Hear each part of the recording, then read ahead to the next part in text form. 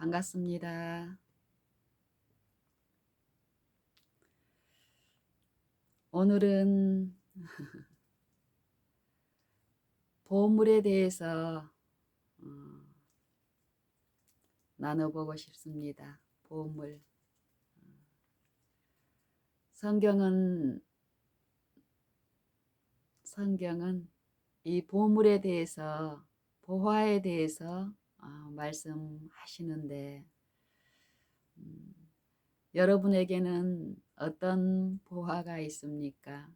보물, 값지게 생각하는 어떤 것이 여러분에게 있습니까?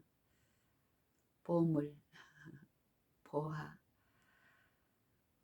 성경 마태복음 13장에는 이 보화로 가득 찬 천국, 천국을 예수님께서 무엇과 같다라고 말씀하신 몇 가지가 있는데, 어, 감추인 보화에, 예, 이 말씀에서 보면은 천국은 마치 밭에 감추인 보화와 같으니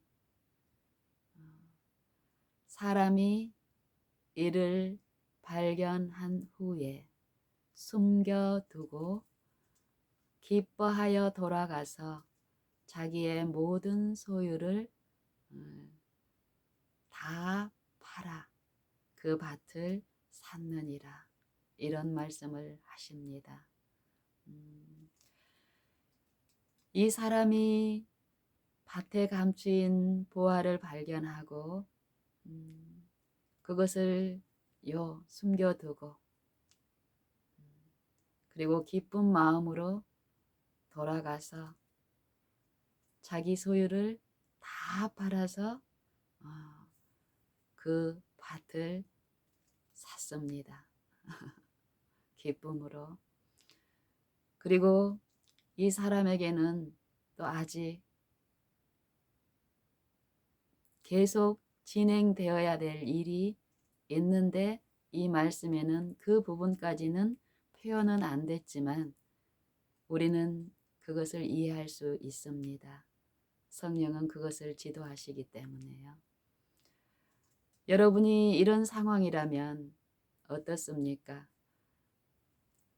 처음 이 밭이 내 소유가 되기 전에는 숨겨두고 다른 사람이 이 보화를 발견하기를 원치 않고 숨겨둡니다. 발견한 후에. 그리고 가서 기쁨으로 가서 자기 소유를 다 팔아 이제 그 밭을 이제 사서 이 밭이 내 소유가 됐습니다.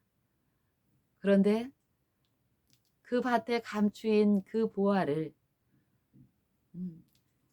그 밭을 샀는데 보화가 여전히 땅속에 감추어져 있는 상태로 여러분은 만족하고 계속 사시겠습니까?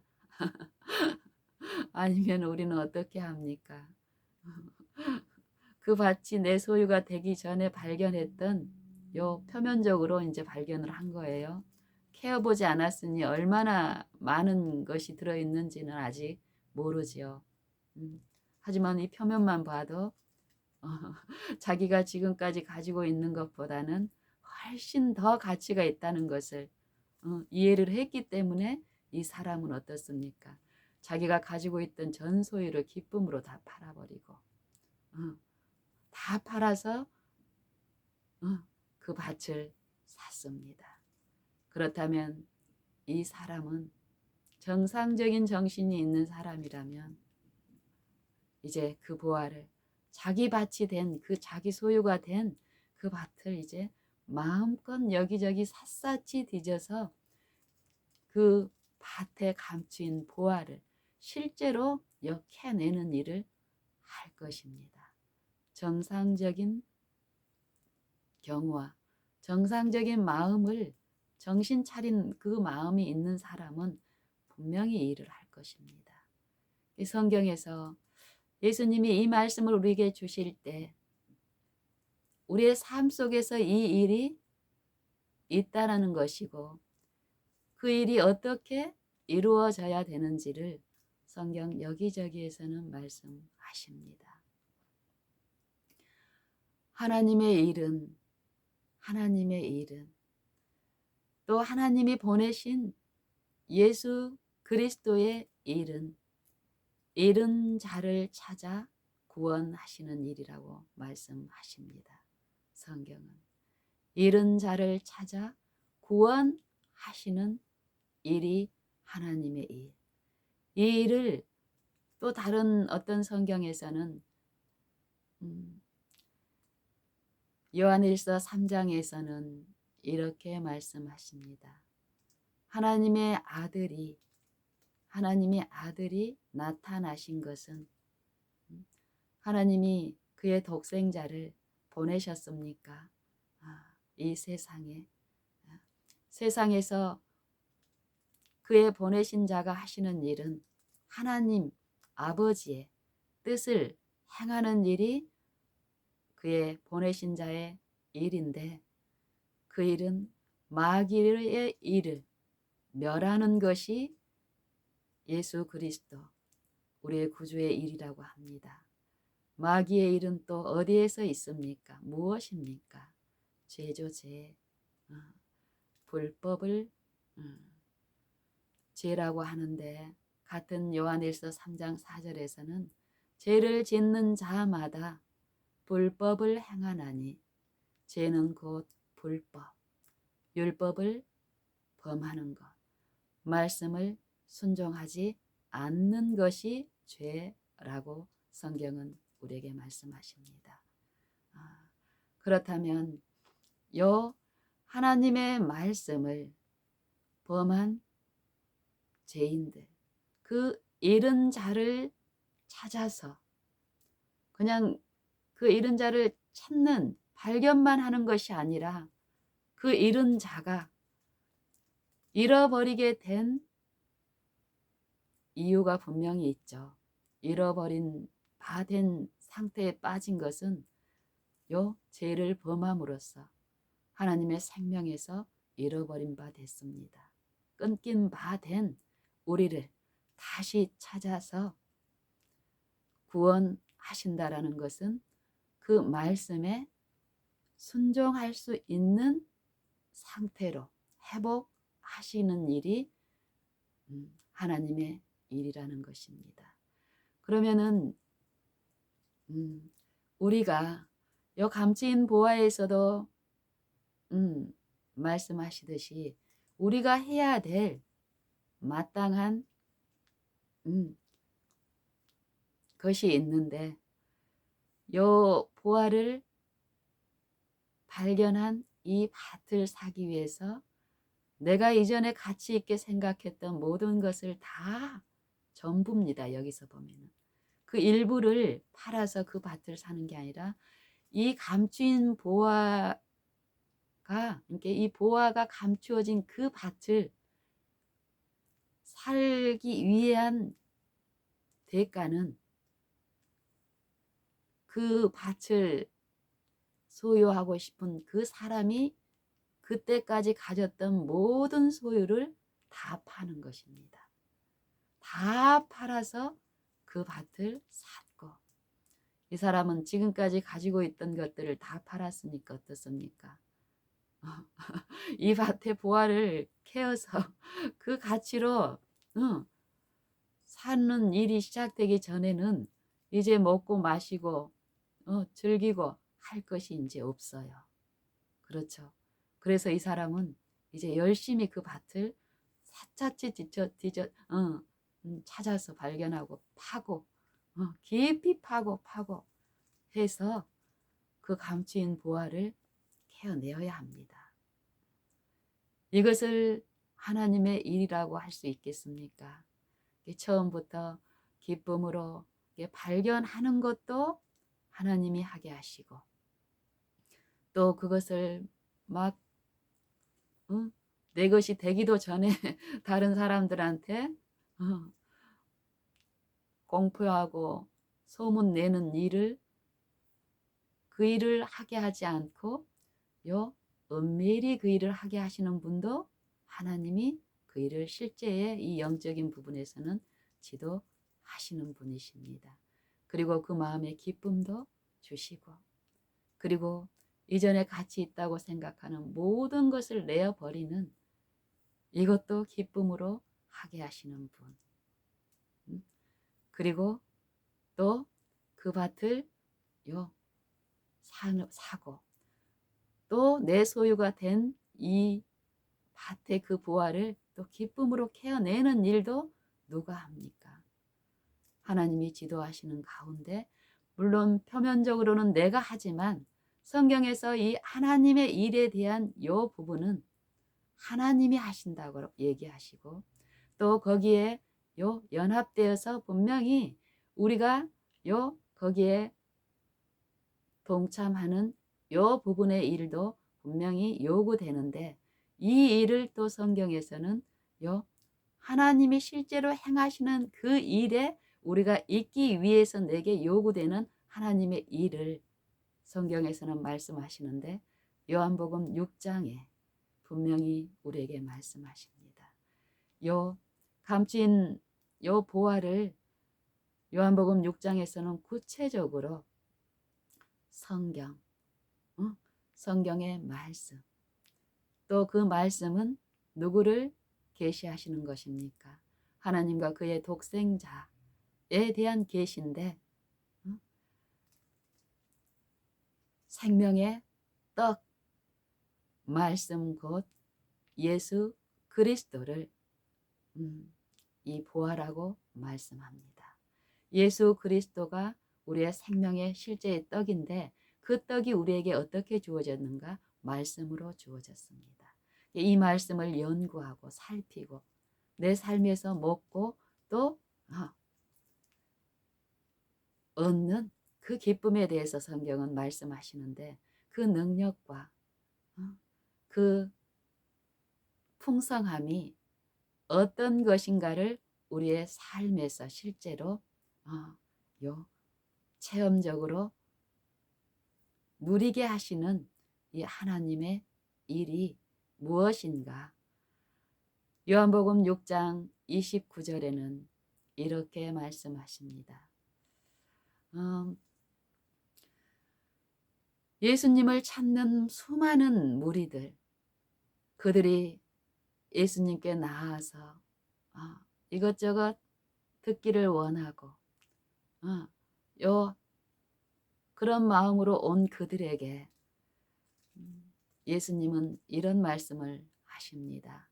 너희가 나를 찾는 것은 표적을 본 까닭이 아니요 떡을 먹고 배부른 까닭이다.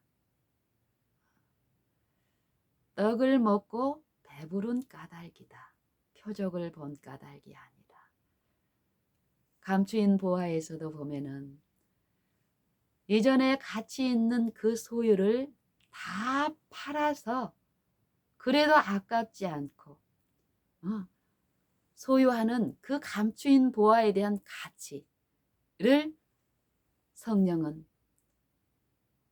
우리에게 말씀하실까요? 마음에 그 표적을 말씀하시죠. 이 마음에 주신 표적. 메시아가 그들 앞에 있고 그들 안에 성령을 통해서 역사하시는 하나님의 일에 대한 분명한 성경을 알고 있는 그들에게 예수님의 말씀을 통해서 하나님은 그들의 마음에 가르치는 일을 했습니다. 그분이, 그들 가까이에 계신 그분이 메시아고, 메시아가 잃어버린 양 그들을 회복시키기 위해서 오신 분이며, 이분을 받아들여야 된다라는 그 호소를 메시아로서 받아들이고 인정해야 된다는 이 마음의 표적을 분명히 주셨지만, 그들이 마음의 표적보다는 육신의 충족, 육신의 만족, 육신의 요구에 부응하는 것을 기대하고 여전히 이 육신적인 어떤 부분에 머물러 있는 상태. 우리에게 말씀하시기를 이 마음에서 일어나는 일, 성령의 일은 이 마음과 생각에서 일어나는 실제의 역사들인데, 이 마음에 주목하지 못하고 여전히 외적인 요 표면적인 피상적인 부분에 머물러 있는 우리에게 똑같은 동일한 교훈과 책망으로 성경은 말씀하십니다. 그들에게뿐 아니라. 그리고 말씀하시기를 썩는 양식을 위하여 일하지 말고 영생하도록 있는 양식을 위하여 하라. 그때 그들에게 또 지속적으로 말씀하시기를 이 양식은 인자가 너희에게 주리니 인자는 아버지 하나님의 인치신 자니라 말씀하세요. 인치신 자. 그 인치신 자를 통하여 우리에게 말씀하십니까? 내가 너희에게 이른 말이 곧 영이요 생명이라. 살리는 것은 영이니 육은 무익하니라. 육신의 일을 좇는 자는 육신의 생각을, 영의 일을 좇는 자는 영의 일을 생각하나니 육신의 생각은 사망이요 영의 생각은 생명과 평안이니라. 육신의 생각은 육신의 이 생각의 부분에서 율법은 말씀은 요 외적인 기와 외적인 어떤 지성의 요 부분의 말씀만 하시는 것이 아니라 이 마음에 말씀하시고 마음의 표적을 보이시고 또 요구하시는 요 일을 성령을 통해서 하신다라는 것입니다. 로마서 8장에서도 이 육신에 있는 자들이 육신의 일을 생각함으로 이루어지는 이 육신의 생각은 하나님과 원수가 되나니 이는 하나님의 법에 잃어버린 자를 찾아 말씀을 불순종해서 하나님의 생명, 이 말씀에서 그 말씀을 들을 수 없고 이해할 수 없고 그렇기 때문에 순종할 수 없는 그들에게 말씀이신 이 메시아는 말씀이신 성령께서는 듣는 자, 이 마음 안에 역사하셔서 깨우치시고 지도하시고 인도하는 일을 우리의 마음에서 이 매일의 일상에서 지속적으로 호소하고 두드리고 들리는 일을 하지만 우리가 여전히 이 육신의 일에 머물러 있을 때는 육신의 생각으로 이루어진 이 상태에서는 영의 일에 우리가 있을 수 없고 영의 생각도 미련하게 보입니다. 육신의 가치에 있을 때는 영의 일은 보이는 어떤 만족, 나타나는 어떤 현시에 주목하고 있을 때는 보이지 않는 사물에 대한 것은 무가치해 보이고 미련해 보이고 그럴 수밖에 없다고 성경은 말씀하시죠. 그래서 육신의 일은 하나님과 원수가 되는데 그 이유는 하나님의 법에 굴복치 아니하기 때문이라는 것입니다. 여전히 죄의 길에 머물러 있는 상태이기 때문에 외적으로 아무리 큰 일을 자랑하고 공헌할지라도 그것은 사람들에게 보여주고 인정받는 것이지 하나님 앞에서는 원수의 일이며 원수와 연합된 열매들이라는 것이죠. 하나님의 법에 굴복치 아니할 뿐 아니라 할 수도 없습니다. 육신에 있는 자들은 하나님을 기쁘시게 할 수 없느니라. 이 육신에 있단 말은 하나님의 영을 믿음으로 마음에 모시고 그 영의 지도에 나를 굴복시키는 이 부분에서 체험적으로 있지 않다라는 것입니다. 그렇듯이 어쨌든 우리의 외적인 공헌이나 외적인 신앙의 생활 모습과는 달리 이 마음을 보시는 분의 우리에게 주시는 책망을 우리는 귀담아 듣고 우리의 상태를 그분께 살펴주시기를 바라는 구하는 일이 있어야겠습니다. 이 양식은 인자가 너희에게 주리니 인자는 아버지 하나님의 인치신 자니라. 이 말씀을 듣고 예수님 앞에 모여든 그들이 예수님께 묻습니다. 하나님의 일, 우리가 어떻게 하여야 하나님의 일을 하오리까? 라고 묻지요. 그들에게 예수님께서는 말씀하십니다. 하나님의 보내신 자를 믿는 것이 하나님의 일이니라 이렇게 말씀하세요. 하나님의 보내신 자를 믿는 것이 하나님의 일이니라.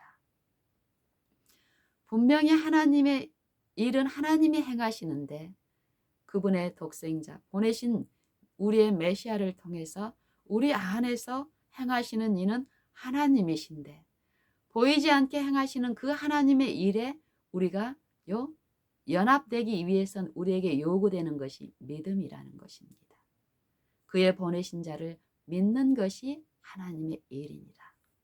이 믿는 일이 무엇인지를 우리는 이해하고 실제로 이 믿음의 일에 우리가 있어야 합니다. 아브라함의 생애와 아브라함에 대한 요 성경에 제시된 부분에서 이 아브라함을 의롭다라고 하나님이 보시고 의롭게 여기신 부분을 우리가 성경의 요 창세기와 로마서, 갈라디아서, 여러 요 야고보서에서 보는데 우리에게 들려주시는 바 생명의 말씀은 무엇을 말씀하십니까? 아브라함이 하나님을 믿음에 그의 믿음을 그의 의로 여기셨다. 로마서 3장에도 말씀하시죠. 아브라함이 하나님을 믿음에 이것을 그의 믿음을 그의 의로 여기셨느니라. 그리고 이 부분이 어떤 부분인가를 그 아래 로마서 3장이 아니고 4장입니다. 로마서 4장에서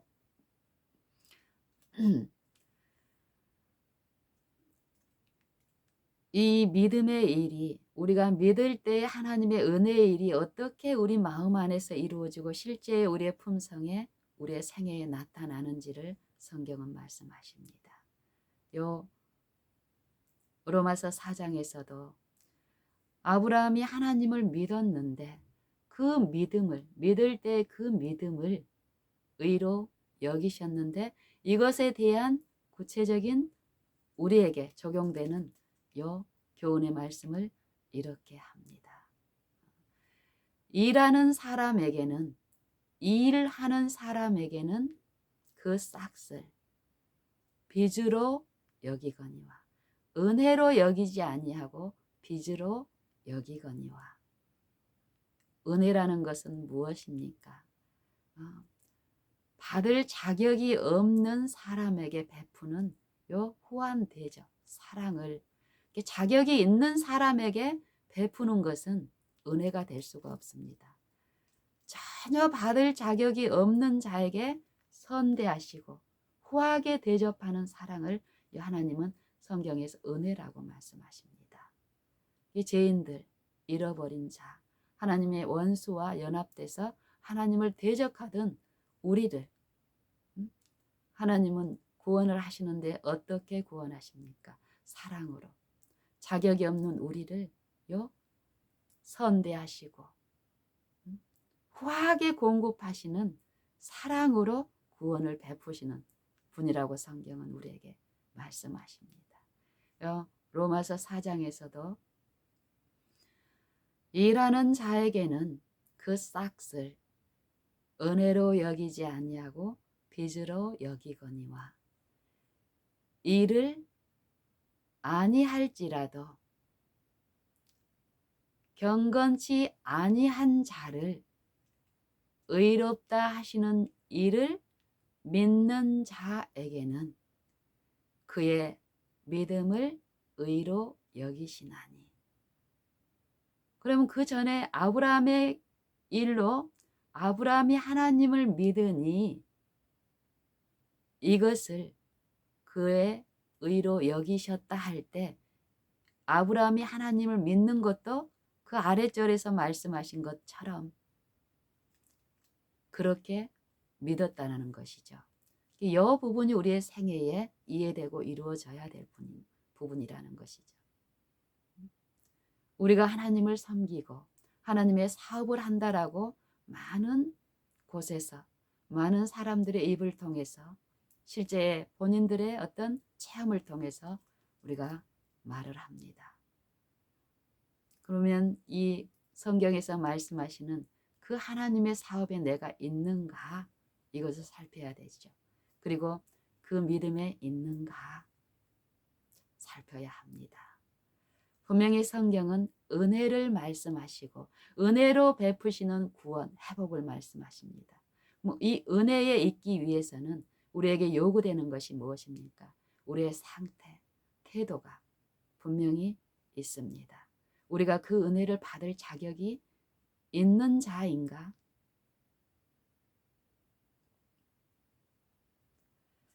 말로는 우리는 죄인이고 받을 자격이 없는 우리를 선대하시는 하나님의 사랑을 말할 수 있습니다. 하지만 이 마음의 실제의 내 상태에서는 그렇지 않을 수 있음을 성경은 말씀하십니다.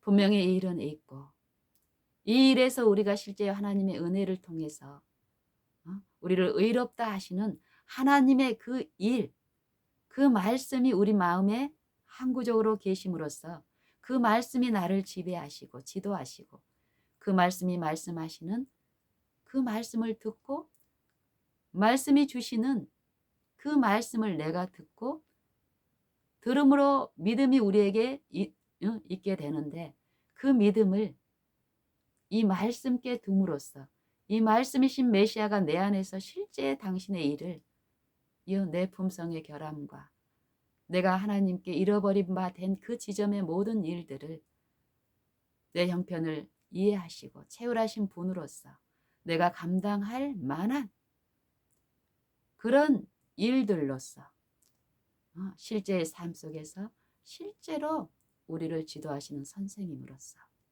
그리스도와 그의 성령은 우리 안에 사십니다. 우리가 이 부분에서 이해를 하고 이 체험에서 하나님을 더욱 가까이 모심으로써 누리는 행복이 있는데 로마서 4장에서도 이 행복에 대해서 말씀하시죠. 이 행복은 어떤 행복입니까? 육신의 축복이나 육신의 어떤 회복이나 이 행복을 성경은 말씀하지 않습니다. 이 자체로는 그런 행복을 우리 이 세상 사람들이 자랑하는 그 행복은 실제 자랑이 아니라는 것이죠. 겉으로는 그렇게 포장하고 하지만은 실제가 아닌 거짓 복이라는 거죠. 성경은 이 마음에서 일어나는 실제의 하나님의 잃어버린 바 된 하나님의 정부의 율법, 말씀이신 그분의 음성을 거절하고 잃어버린 바 된 우리 영혼을 회복해서 하나님 안에서 하나님께 순종하고 충성함으로써 그 말씀이신 하나님께서 그 말씀 안에 충만한 그 생명으로 우리에게 공급하시며 그 생명 안에서 불법하고 반역하는 생애가 아니라 하나님과 화평을 누리고 하나님의 품성을 진노하시는 분이라고 교육받은 이 육체의 품성이 그리스도 안에서 회복이 되면서 더 이상 진노하는 하나님이 아니라 인자한 음성으로 그 음성이 마음에 들려지고 책망하는 그 음성을 내가 인정하고 받아들이고 고침을 받기 위해서 나를 낮추고 이런 사귐을 통해서 그 죄의 허물을 받고 허물의 사함을 받고 그 죄의 가림을 받는 자가 누리는 복. 그리고 마음에 간사가 없고 여호와께 정죄를 당치 않는 자가 누리는 이 복을 성경은 말씀하십니다. 시편 42편, 시편 32편. 네, 요 말씀처럼. 그 말씀을 로마서 4장에서도 말씀하시죠.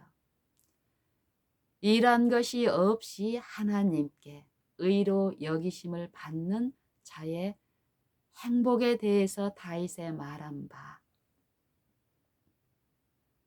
그 불법의 사하심을 받고 그 죄의 가리우심을 받는 자는 복이 있도다. 또 주께서 그 죄를 인정치 아니하실 자는 복이 있도다 함과 같으니라. 이 행복이 누구에게뇨? 할례자, 요 율법을 가지고 있는, 율법을 연구하고 있고 요 믿는 자들에게만 그러한가? 할례자에게뇨? 아니라 무할례자에게도니라. 어떻게 이 행복이 이루어지고 나타났는가? 아브라함에게 요 의로 인정되는 또 이 죄의 용서가 이루어지는 요 일이 언제 있었는가? 이 믿음이 할례시냐 무할례시냐? 할례시가 아니라 무할례시니라. 요 저가 할례를 받은 것은 무할례시에 믿음으로 된 의를 인친 것이니라 라고 말씀하시죠. 이렇듯이 우리가 실제로 우리 안에서 행하시는 하나님의 일에 있게 하시는, 유일하게 우리가 하나님의 일에 있을 수 있는 한 가지 요구되는 것은 믿음입니다. 우리 안에 행하시는 그분을 믿는 믿음. 보이지 않는 이 표적, 이 육신이 느낄 수 있는 그 표적을 유대인들도 구하고 지금 많은 현대인들이 그것을 구하고 믿는 현대, 이 마지막 교회에 있는 교인이라고 하는 분들이 많은 부분 이 육신의 표적을 구하고 그것을 자랑하는 일이 난무합니다. 라오디게아 교회의 권면에서 이 상태처럼 아주 많은 미혹과 기만 가운데 심각한 상태에 있음을 성령은 우리에게 말씀하십니다.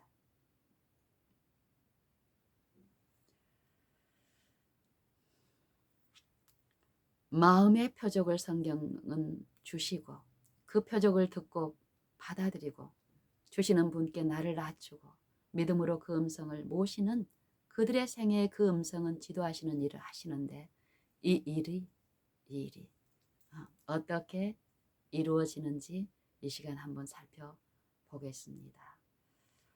분명히 예수님은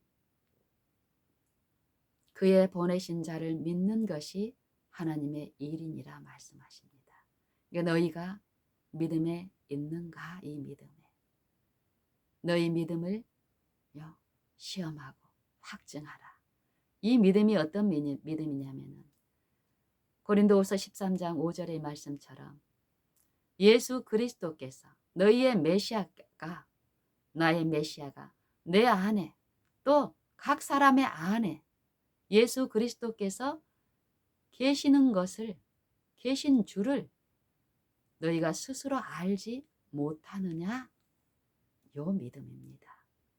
보이지 않지만 우리 마음에 임하여 계신 말씀이신 메시아, 너를 잃은 모든 길에서 회복하여 구원하셔서 하나님의 법에 순종할 수 있게 하시는 그 메시아로서 너희 안에 임하여 계신 것을 네가 믿느냐 믿지 않느냐. 너희 안에 계신 줄을 메시아께서 네가 믿지 아니하면 너는 버리운 자니라.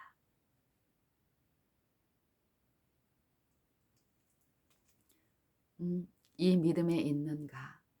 우리를 자주 시험하는 요 일상생애의 일에서 또 하나님의 일을로 구성이 되어 있다고 하는 하나님 교회 안에서 일어나는 무수한 일 가운데 교회에서 이루어지는 일은 다 믿음의 일이라고 생각하기 쉬운 요즘 현대요.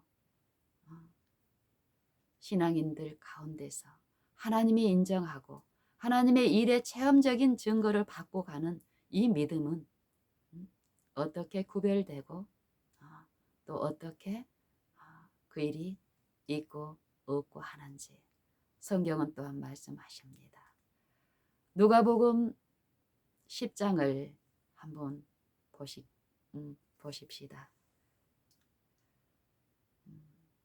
누가복음 10장 가기 전에 시편 116편에 하나님의 은혜가 베푸시는 그 일의 체험을 받은 사람이 그 구원을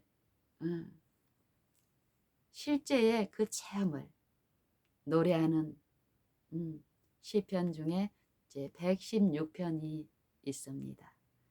여기에서 이 116편의 전체 중심 주제는 여호와께서 내게 주신 모든 은혜를 무엇으로 보답할꼬 어떻게 보답할꼬 내가 구원의 잔을 들고 여호와의 이름을 부르며 여호와의 모든 성도 앞에서 나의 소원을 여호와께 갚으리로다 이렇게 말씀하죠.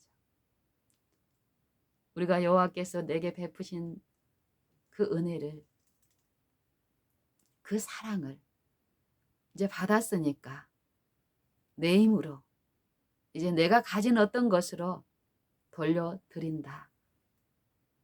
이렇게 많은 부분들이 생각을 하고 이해를 하고 있는데 성경은 그렇게 말씀하지 않으십니다. 은혜로 베푼 이 구원이 어떻게 이루어졌는지를 또 우리는 살펴야 됩니다. 시편 116편에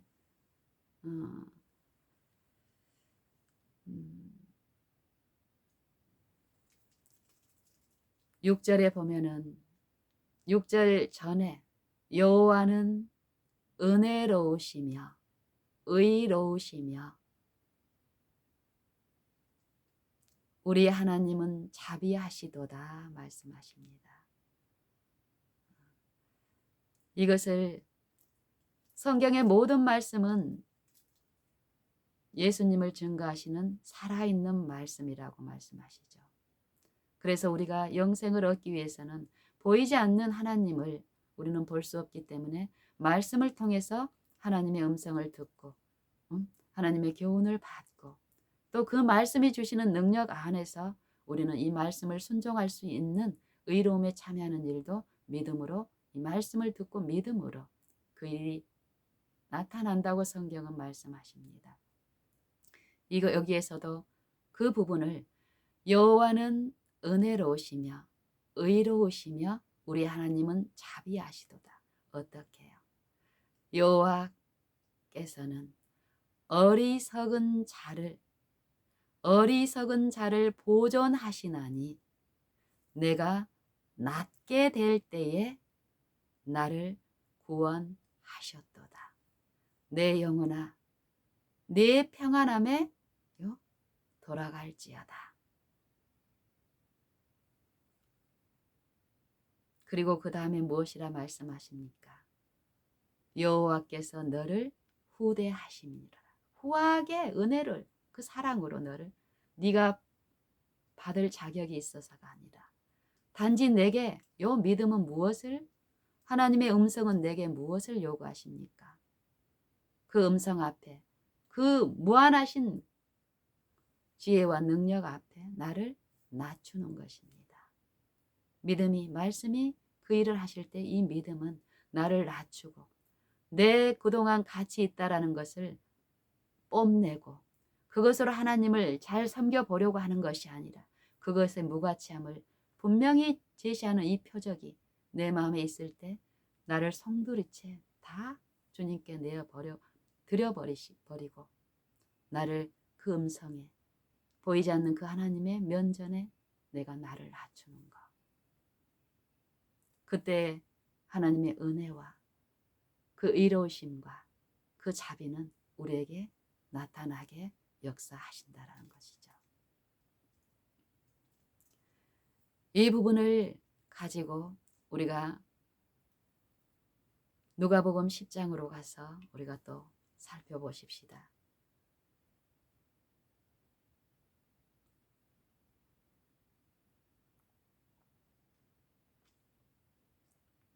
누가복음 10장에 보면은 성경은 하나님의 아들에 대해서 말씀하시면서 하나님의 아들을 통해서 우리에게 약속하신 복음, 이 복음을 성경이라고 성경은 말씀하십니다. 그리고 복음의 능력에 대해서, 말씀의 능력에 대해서 믿는 자에게 구원을 베푸는 하나님의 능력이라고, 하나님의 지혜라고 말씀하시고, 이 말씀이신 분께서 육체에 임하시고 육체에 생애하시고 육체들에게 나눠줄 모든 요 순종, 의를 우리와 똑같은 타락한 육체 안에서 죄 없는 생애, 우리와 한결같은 시험을 다 당하셨으나 채울하셨으나 죄 없는 생애를 사시고 그 순전한 제물로서 우리의 이 죄인들의 죄 값을 치룰 제물로서 하나님의 어린 양으로서 하나님이 죄의 값은 사망이라 한 이 사망을, 죄인들 각자가 당해야 될 이 사망을 그리스도께서 그의 육체를 통하여 당하셨습니다. 하나님의 공의는 무엇입니까? 죄인은 죄의 값으로 사망을 당해야 되고 하나님의 그 진노의 잔을 우리가 다 받아야 된다는 것이 하나님의 공의입니다. 하나님 나라의 정부에 이 율법에 대해서 율법을 온전히 이루는 것이 사랑인데 이 율법을 범한 자에게 이 율법은 하나님의 공의는 요 심판, 형벌을 요구합니다. 이것이 없이 범죄한 죄인을 용서하시는 것은 하나님 나라의 정부에 또 하나님의 이 보좌를 영원토록 보존시킬 수가 없죠.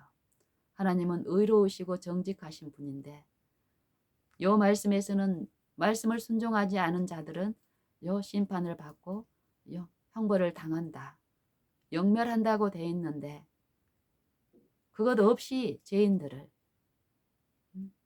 용서해 주면은 그것은 의로운 법도 아니요 의로우신 분도 아니죠. 그 죄의 형벌을 우리가 당할 죄의 값은 사망이란 이 사망, 예수님이 당하신 십자가는 이 육체들이 죽는 그 죽음과 같은 죽음도 아니고 또 이 육신들의 죄를 지어서 이 세상의 법을 어기고 그에 상응한 사형 집행으로 당하는 그 죽음과도 같지 않았습니다. 예수님의 죽음은 죄인들이 당해야 될 그 죽음, 하나님의 공의 앞에 공의의 그 쓴 잔을 죄의 형벌과 저주, 율법의 형벌, 사망, 그 저주, 하나님과 철저히 분리되고 영원히 그 안전에서 제외되는 그 실제의 이 죄 자체가 돼서 하나님이 죄를 얼마나 미워하시고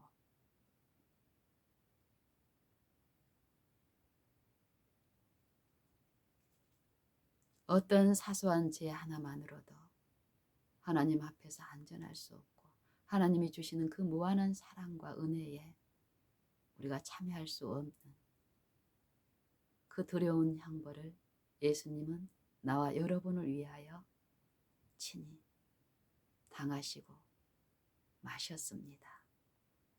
그리고 그 사망을 친히 담당하시고 또 사망 안에 머물러 있는 것이 아니라 내 아버지께서 나를 사랑하시는 것은 내가 다시 목숨을 얻기 위하여 그때 있던 그 무리들이 예수님을 십자가에 못 박았기 때문에 그걸로 인해서 예수님이 죽은 것이 아닙니다. 내가 다시 목숨을 얻기 위하여 목숨을 버렸기 때문에 하나님이 나를 사랑하신 것이다. 하나님이 나를 사랑하시는 것은, 아버지께서 나를 사랑하시는 것은 아버지께서 사랑하시는 너희를 위해서 대신해서 내가 이 목숨을, 내 목숨을 스스로 버렸기 때문에 너희를 사랑하신 하나님이 나도 더욱 그로 인해서 사랑하는 것이다. 우리를 회복하시기 위해서 독생자를 내어주셨는데 독생자의 이 우리를 위한 사랑은 어떻다는 것입니까?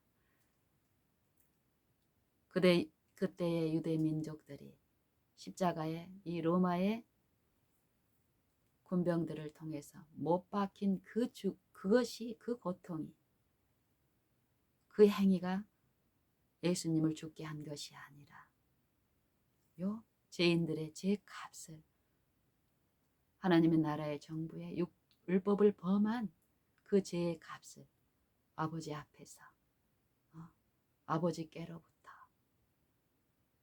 죄인에게 내리는 그 저주와 그 형벌의 값을 친히 당하시면서 그 죄의 값으로 자기 목숨을 버린 겁니다.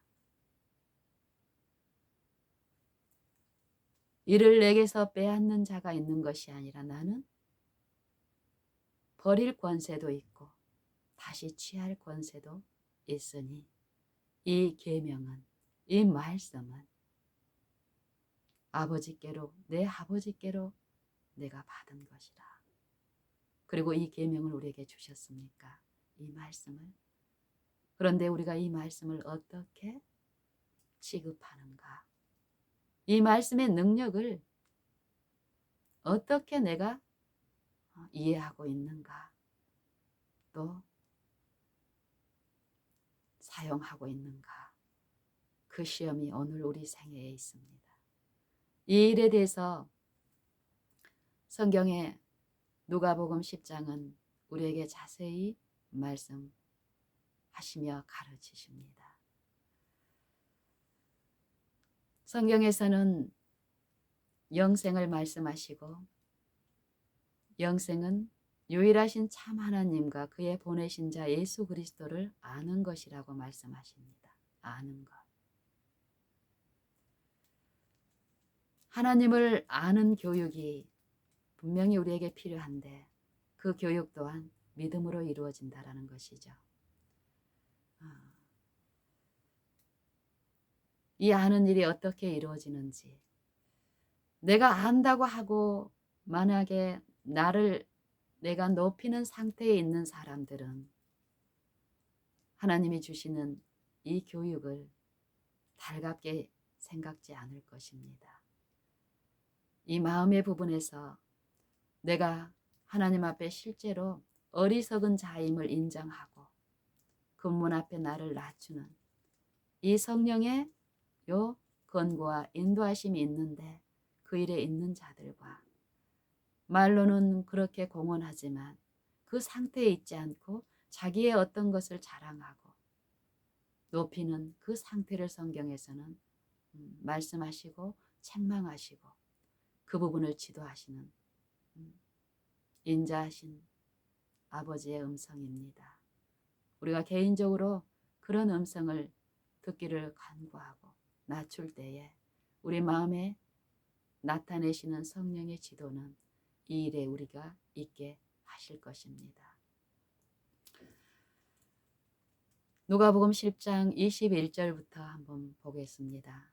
이때에 예수께서 성령으로 기뻐하사 가라사대 천지의 주제이신 아버지여 이것을 지혜롭고 슬기 있는 자들에게는 숨기시고 어린 아이들, 어리석은 자들에게는 나타내심을 감사하나이다. 자기 자신을 하나님의 말씀의 그 표적을 받은 죄인이 세리처럼 나는 하나님 앞에 또 사람에게도 나눠줄 어떤 것이 내게는 없고 또 하나님 앞에도 나를 세울 공로가 없는 이 자신의 상태가 성령을 통해서 일깨워질 때에 그 표적 앞에 나를 낮추는 어리석은 자로 하나님 앞에 설 때 어린아이와 같은 상태. 어린아이들에게는 나타내심을 감사하나이다. 옳소이다.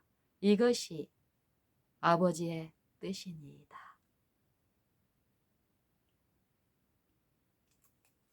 하나님의 성전, 이 마음의 성소를 하나님은 말씀하시고 고린도전서 3장에서도 너희가 하나님의 성전인 것과 하나님의 성령이 너희 안에 거하시는 것을 너희가 알지 못하느냐. 하나님의 성전. 누구든지 하나님의 성전을 더럽히면 하나님이 그 사람을 멸하시리라. 하나님의 성전은 거룩하니 너희도 그러하니라. 이 거룩한 성전을 더럽히는 그 일이 어떻게 일어나는지를 그 다음 절에 말씀하십니다. 아무도 자기를 속이지 못하게 하라. 속이지 말라 자기 마음을. 누구든지 이 세상에서 지혜 있는 줄로 생각하거든 미련한 자가 되어라. 그리하여야 지혜로운 자가 되리라. 이 세상 지혜는 하나님께 미련한 것이니 자기를 스스로 지혜롭다라고 생각하는 상태. 거짓말하는 영의 속살거림에 선줄로 생각하고 자기가 하나님의 말씀을 깨닫고 가르칠 수 있는 그 지혜가 내게 하나님으로부터 임하여 온 줄로 착각하고 믿는 일에서 실패하고 가르치는 일을 하는 상태에 우리가 있는지 그러기 쉬운 우리 육체들입니다. 사단은 저 멀리에서 우리를 노리고 있는 것이 아니라 이 육체 안에서 그가 심겨놓고 길들여 놓은 우리의 여러 가지 악한 습성들, 기호들, 정욕들, 식욕,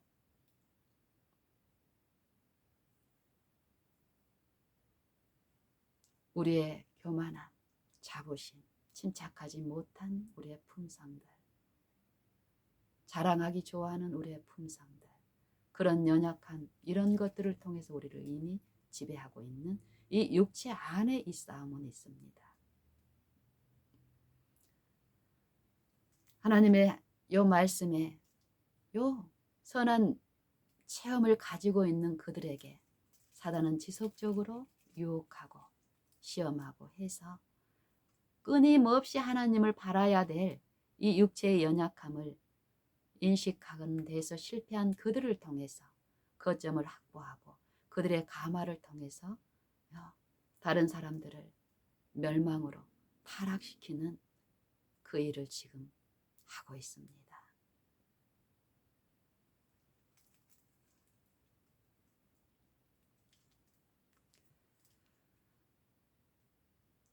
마음을 더럽히는 것은 이 마음의 보좌에 자신을 앉히는 것, 자아를 높이는 것, 자기 부인과 자기 십자가를 지는 일에서 성령의 도움과 그 은혜를 통해 지속적으로 이 일에 있을 필요를 깨닫고 더욱 그 은혜 안에 나를 낮추는 일에서 실패하고 자기 부인에 실패하고 자기 십자가를 지는 일에 실패하는 그들을 사단은 지배하면서 그들을 통해서 자기 일을 하고 하나님은 철저히 이 육체의 무가치함과 우리의 품성의 결함을 철저히 인식하고 이 육체 안에 선한 것이 없음을 배우고 선을 행하기 원하지만 행할 능력이 없음을 철저히 배우고 날마다 그런 자기를 부인하고 자기 십자가를 지고 믿음으로 말씀을 통해서 그리스도를 쫓아가고 그 말씀의 원칙이 우리의 생애에 우리의 품성 가운데 세워지게 하시는 하나님의 그 일에 믿음으로 참여하는 그 일을 하나님이 있게 하십니다. 이 일에서 옳소이다. 이렇게 된 것이 하나님의 아버지의 뜻입니다. 어떻게 된 것이요? 지혜롭다고 하고 스스로 슬기롭다고 하는 자들에게는 숨기시고 볼 수도 없지요. 육신의 어떤 표적을 즐거워하고 그것을 높이는 상태에 있는 자에게는 하나님의 성령의 일은 미련하게 보이고 저에게는 분별도 안 되는 일입니다. 내 아버지께서 모든 것을 내게 주셨으니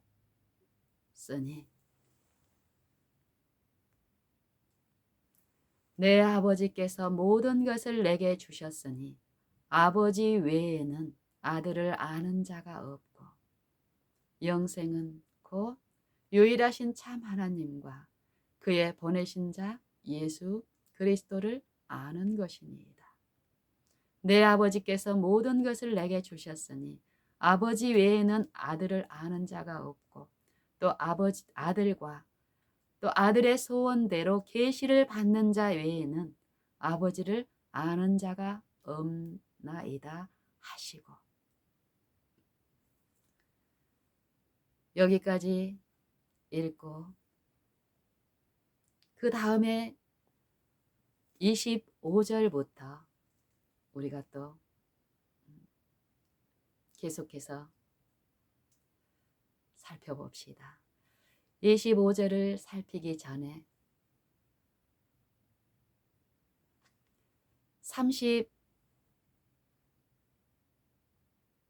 38절부터 한번 시간상 요 마지막 부분에 있는 이 부분을 통해서 우리가 믿는 일을 지금 한다고 하는데 우리의 믿는 일이 참된 믿음에 있는가 아니면 돌이켜야 할 상태에 있는가 그리고 참된 믿음이 주시는 일이 무엇이며 어떻게 우리가 이 일에 있게 되는지를 이 짧은 몇 말씀이지만 이 말씀 안에 성령은 우리에게 충만히 계시하시고 가르쳐 지고 있습니다. 저희가 길 갈 때에 예수께서 한촌에 들어가심에 마르다라 이름하는 한 여자가 자기 집으로 영접하더라.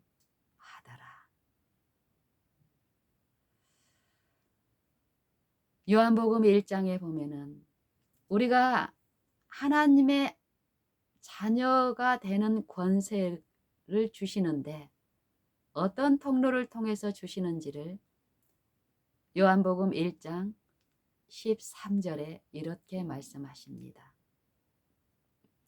영접하는 자, 곧 그 이름을 믿는 자들에게는 하나님의 자녀가 되는 권세를 주셨나니 어떻게 우리가 하나님의 자녀가 됩니까? 믿음을 통해서 그 일이 일어나는데 이 믿음은 영접하게 하시는 일을 한다라는 거예요. 어디로요? 요 마르다는 보면은 요 자기 집으로 영접하는 일을 했습니다. 예수님과 그의 제자들을. 예수님을 자기 집으로 영접해서 일어나는 어떤 일들에 대해서 누가복음 10장 38절 이하에서는 말씀하고 계시고 요한복음 1장에서 우리가 하나님의 자녀가 되는 권세를 어떻게 받는지 영접하는 자. 무엇을 영접하냐면은 요 말씀에 대해서 요한복음 1장에서는 시작부터 말씀하십니다. 태초에 말씀이 계시고 이 말씀이 하나님이신데 이 말씀이 만물을 창조하셨고 만물은 이 창조하신 이 말씀이 없이는 하나도 된 것이 없다는 말씀하시고 이 말씀이 이 육신에 나타나신 이것을 말씀하시는 것입니다. 여러분과 내 안에 나타나신 것, 나타내신 바 된 것, 그리스도의 생애를 통해서 이 모든 육체들에게 복음으로써 그리스도는 계시됐는데 이 복음이 무엇입니까? 말씀이라는 거죠. 말씀. 살아계신 하나님의 말씀이신 그리스도께서 복음으로서 지금 우리 안에도 임하여 계시고 잃어버린 우리를 회복하시는 구원하시는 일을 하나님의 요 죄인들을 선대하시고 후히 주시는 값없이 주시는 그 사랑을 통해서 우리 안에서 그 일을 하신다라는 거예요. 그의 성령을 우리에게 주시면서 성령의 가르치심을 따르는 자들에게 이 일을 베푸신다는 것입니다. 그걸 구체적으로 13장에서는 영접하는 자, 곧 그 이름을 믿는 자들에게는 하나님의 자녀가 되는 권세를 주셨으니, 그럼 이 믿는 일이 한 번으로 끝나는 것이 아니라 요 골로새서 3장에도 보면은 이 말씀이 하나님의 말씀, 그리스도의 말씀, 그리스도의 평강이 우리 안에 요 주장하고 충만히 풍성히 거하게 하는 일이 있는데 그 일들이 어떻게 있는가? 무엇을 하든지 너희가 무엇을 하든지 말에나 일에나, 우리가 말하고 일하는 일이 오늘 일상생애에 이런 일로 이루어집니까? 또 너희가 무엇을 하든지 말에나 일에나 예수의 이름으로 하고 그의 이름을 힘입어 하나님 아버지께 감사하라. 요 일이 우리의 매일의 생애에서 하나님의 하시는 일에 그 자녀들이 하나님의 하시는 그 일에 있음으로써 하나님의 자녀로 입증되는 일의 내용이라는 것이에요. 영접하고 그의 이름을 믿는 일은 한 번으로 끝나는 것이 아니라 로마서 1장의 복음에서도 무엇이라고 합니까? 복음에는 하나님의 의가 나타나서, 복음 곧 우리가 들은 바 이 말씀은 말씀 안에 요 하나님의 의가 나타나서 그 믿는 자들에게 요 의가 나타나지는데, 그리스도께서 이루신 그 의가 그 믿는 자들의 마음 안에 역사에서 나타나는데, 이 나타나는 요 일이 믿음으로 나타났다면은 그 일은 더욱 믿음으로 믿음에 이르게 하여서 의로운 그 일이 지속적으로 나타나게 하신다라는 것입니다. 그래서 오직 의인은 믿음으로 말미암아 살리라 함과 같으니라고 말씀하십니다. 이 믿음이 너희가 믿음에 있는가? 너희 믿음을 하나님 앞에 스스로 가지고 있으라. 또 로마서 14장에서는 말씀하십니다. 그리고 믿음으로 조차 하지 아니하는 모든 것이 죄다라고 말씀하세요. 우리가 이해해야 합니다. 이게 무엇인가? 이 영원한 생명에 관련된 이 부분에서 우리가 주의 깊게 구하고 듣는 일이 필요합니다. 지금 요 일에서 우리가 로마서 요한복음 1장에 요 13장, 또 전 시간이 되시면 이후에라도 한번 전체적으로 읽어보시고 상고하시기를 바랍니다. 요 마르다가 처음에 이 믿음, 참된 믿음으로 시작되고 그 품성의 어떠함 때문에 요 믿음에서 벗어나서 비껴져서 어려움을 당하는 이런 일들이 우리에게도 있기 때문에 이 말씀을 통해서 우리에게 성령은 가르치시는 것입니다. 마리아와 마르다를 요 두 실물을 통해서 예수님 우리에게 분명히 이 표면적인 것뿐만이 아니라 우리의 생애에 실제 우리의 상태들 훈계하시고 책망하시며 바른 길로 회복하는 그 일에 있게 하십니다. 더욱더 마르다라 이름하는 한 여자가 자기 집으로 영접하더라. 그에게 마리아라 하는 동생이 있어. 마리아는 주의 발 아래, 주의 발 아래 앉아 그의 말씀을 듣더니 마르다는 준비하는 일이 많아.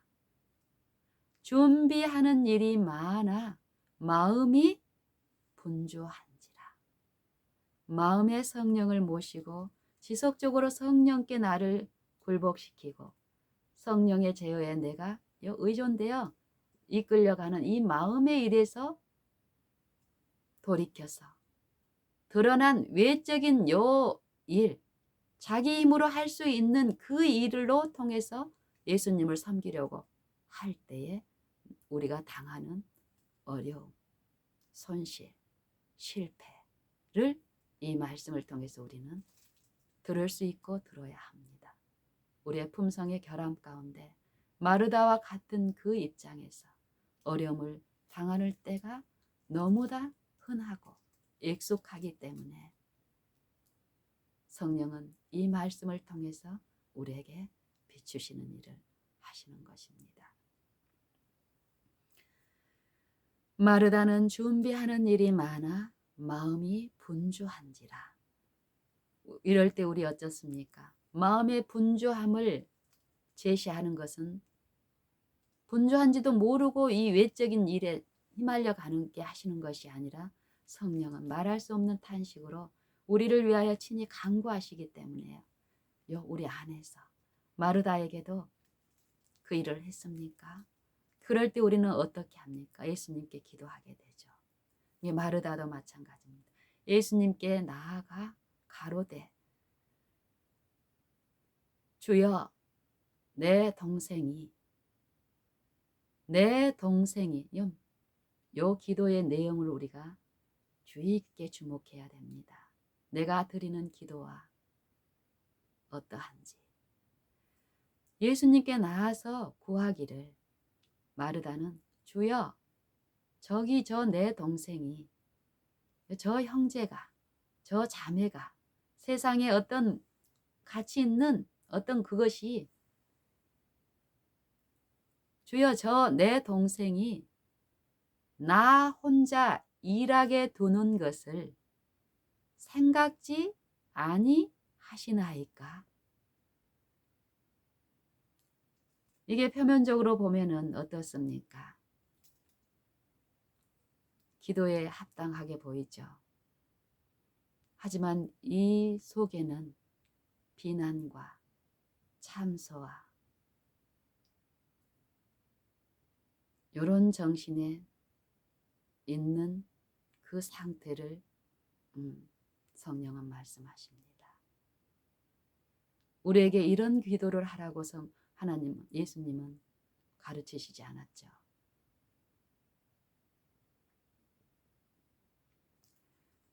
자기의 어리석음을 인정하고 주의 발 앞에 낮추어서 주의 음성 듣고자 열망하는 나약한 우리의 이웃들을 사단은 참소하는 일을 합니까? 그리고 이 마음의 표적 듣는 일에서 실패하고 마음의 일에 있지 않은 그 또 연약한 자들을 통해서 사단은 고소하고 비난하고 판단하고 정죄하는 일을 또한 합니까?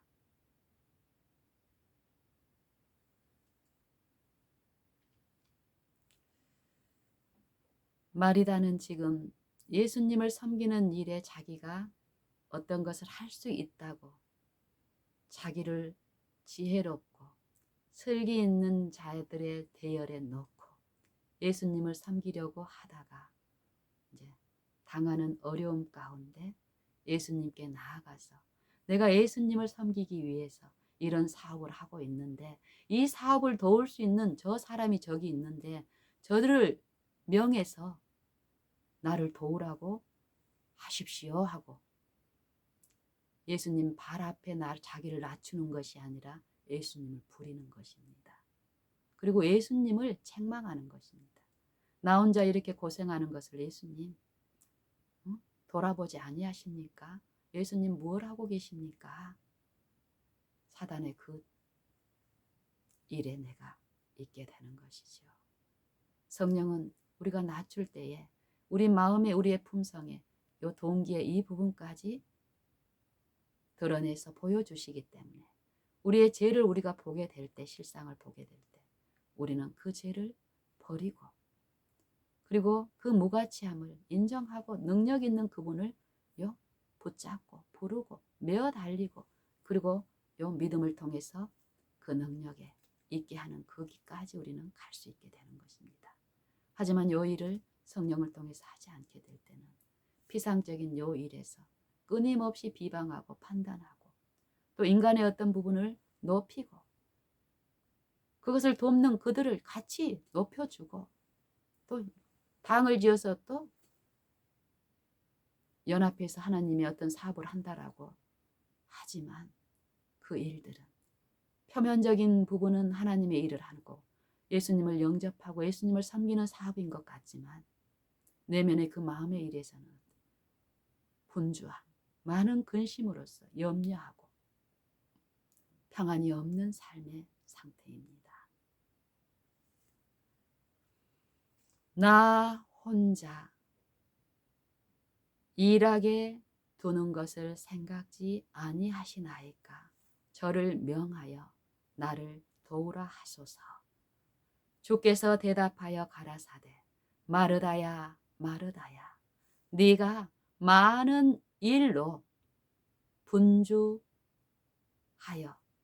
네가 많은 일로 염려하고 근심하나.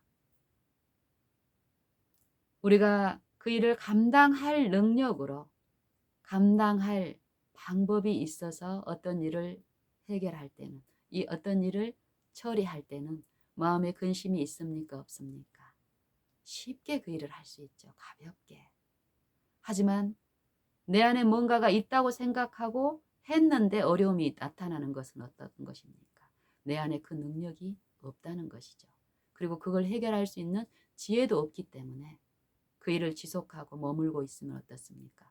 내 마음의 근심은 염려는 더 쌓이게 되는 것입니다. 이게 영적인 부분에서 우리가 당하고 있는 일들입니다. 성경은 이 부분에서 말씀하시고 예수님도 이 부분에서 우리를 지금 가르치시는 것입니다.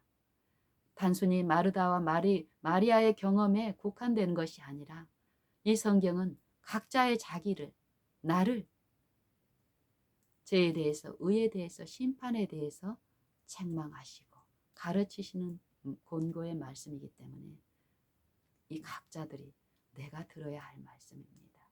그리고 내가 먹고 마셔고 또 생명의 그 음료의 그 힘을, 그 의를 체험함으로써 그걸 비추는 일 또한 우리 각자들이 해야 될 특권입니다. 주께서 대답하여 가라사대 마르다야 마르다야 네가 많은 일로 염려하고 근심하나 그러나 몇 가지만 하든지 혹 한 가지만이라도 족하니라. 마리아는 이 좋은 편을 택하였으니 이 좋은 편을 택하였으니 빼앗기지 아니하리라 하시니라. 이 좋은 편이 무엇입니까? 마리아가 택한 편이 무엇입니까? 그리고 마르다가 놓친 것이 무엇입니까? 여러분 이해하십니까? 듣습니까? 우리의 품성의 상태를 우리의 생활의 방법이나 하나님의 사업을 하는 내용에서 책망하시는 주님의 음성을 우리는 들어야 됩니다. 우리의 결함과 우리의 품성의 요 결함 때문에 실패하고 있는 이 마음의 구원의 일에서 오늘 성령의 지속적으로 호소하시는 내 마음 문에 호소하시는 그 음성을 거절하는 것에서 돌이켜서 그 음성을 내 마음에 모시고 그 음성이 내 마음의 일에서 내 품성의 일에서 지도하시고 책망하시고 훈계하시는 그것을 내가 인정하고 받아들이고 볼지어다 누구든지 내 음성을 듣고 문을 열면 내가 그에게로 들어가 그로 더불어 먹고 그는 나로 더불어 먹으리라. 이 일에서 이기고 지는 일이 있다라는 것이에요. 겉으로 볼 때는 마리아의 일은 어떻습니까? 무력하고 무능해 보이고 보이지 않는 그 음성을 쫓아서 자기를 낮추는 것, 육체를 높이는 것이 아니라. 하지만 마르다는 어떻습니까? 육체의 어떤 힘이나 영향력이나 이런 강함을 가지고 예수님을 잘 섬길 수 있다고 생각하고 섬기지만 실제 이 마음의 일에서 은혜의 보좌에 앉아 계신 그분의 능력과 그분의 나라의 풍성함을, 부요함을 잊어버리고 자기 육체의 어떤 것으로 그 무한하신 하나님을 섬기고 대접할 수 있는 어떤 것이 자기 육체에 있다고 사단의 속임을 받고 끌려가고 있는 상태. 그 상태는 어떻습니까? 주위에 떠는 사람이 햇볕에 가까이 가면 가까이 갈수록 어떻습니까? 기쁨이 있습니까? 그 온기가 나를 기쁘게 합니까? 하지만 그 주위에 있는 사람이 햇볕으로 멀어지면 멀어질수록 어떻습니까?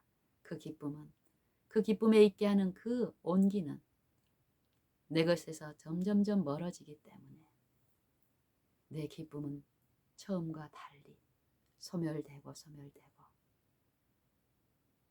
하나님은 빛을 우리가 거절하거나 또 유혹에 넘어져서 시험에 빠져서 가는 것을 한 번으로 끝내버리시는 것이 아니죠. 길이 참으시고 인자하심을 비추시고 호소하시고 들리시고 이 하는 일을 오래 참음으로 하신다라는 것입니다. 그 가르치는 일을 우리 안에서 말씀을 통해서 그의 영을 통해서 하시는데 우리가 이 지점에서 주목하고 듣는 이 보이지 않는 성령의 일에 우리가 체험적 신화, 경험, 지식 이것이 매일매일 있는가? 이걸 위해서 내가 그분의 발 앞에 나를 낮추는 일이 있는가? 살펴야 될 때입니다.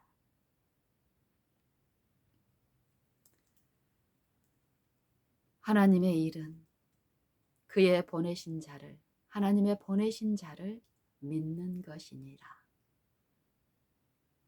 이 믿음은 들음에서 나며 들음은 하나님의 아들 그리스도의 말씀으로 말미암았느니라.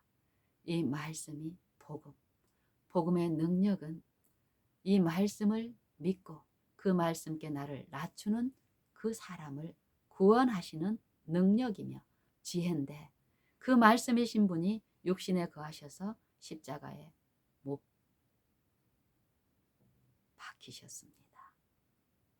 죄의 값을 친히 지시고 십자가에 달리셨습니다. 성경은 고린도전서 1장, 2장 전체 사상은 하나님의 능력이 어디에 나타났다라고 합니까?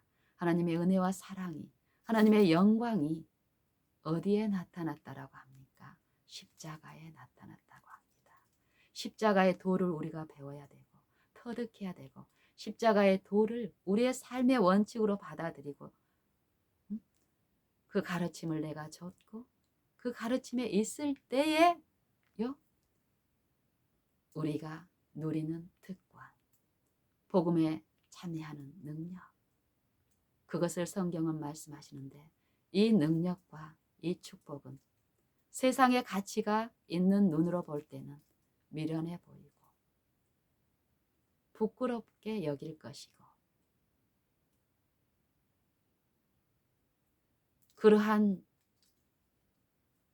주님의 생애는 말로는 높이지만 내 생애에서는 원칙으로 삼지도 않고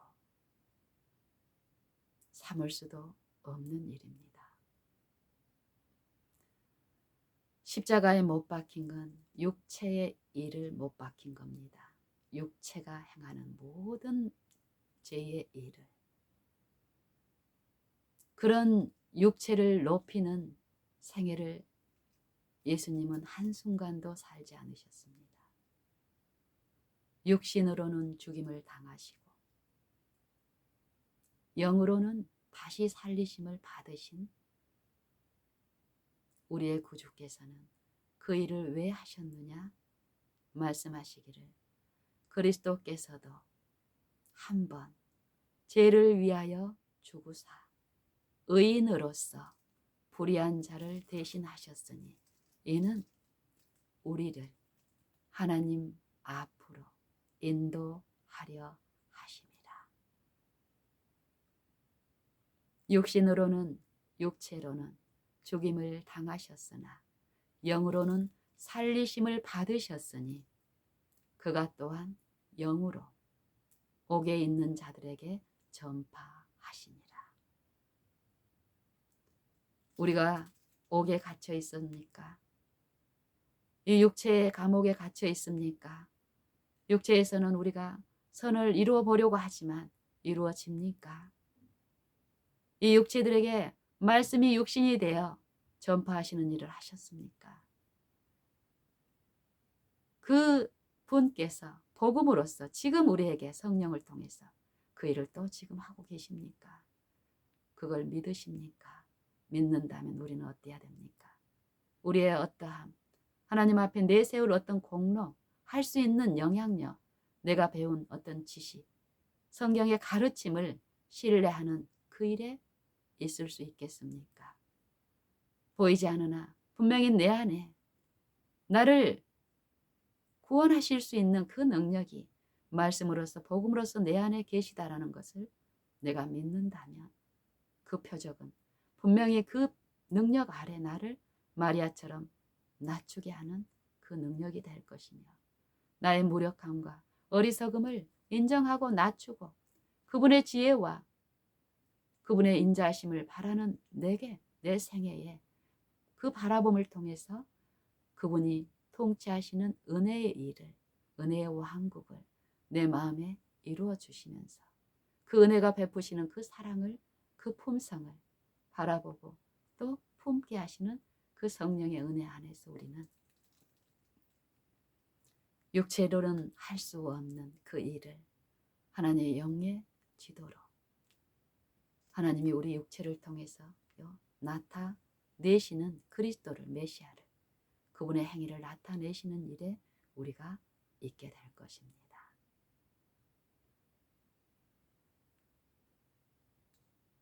성경은 하나님의 능력을, 성경의 능력과 하나님의 능력을 말씀하십니다. 실제의 능력, 우리의 생활을 변화시키고 우리의 마음의 활력을 실제로 주시는 실제의 능력을 말씀하시고 성령을 통해서 그 일을 베푸시며 성령을 구하여 성령의 지도를 받으라고 지금 호소하시고 촉구하십니다. 우리 다 같이